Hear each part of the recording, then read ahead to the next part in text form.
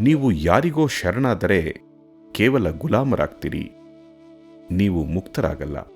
ಶರಣಾಗತಿ ಒಂದು ಕಾರ್ಯ ಅಲ್ಲ, ಅದು ನಿರ್ದಿಷ್ಟ ಗುಣ.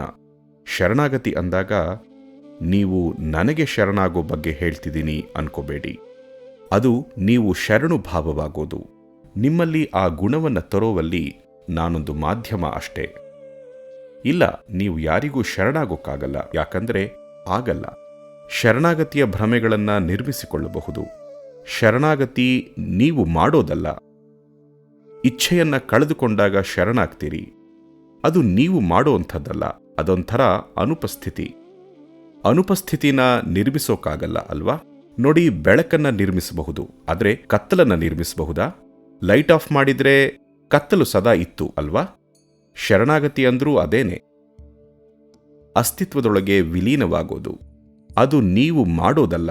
ನಿಮ್ಮ ಮಾಡುವಿಕೆ ನಿಂತರೆ ನೀವು ಶರಣಾದಂತೆ. ಧ್ಯಾನ ಆಳವಾದ ಶರಣಾಗತಿ. ನಿಜಕ್ಕೂ ಧ್ಯಾನಸ್ಥರಾದ್ರೆ ನೀವು ಶರಣಾದಂತೆ.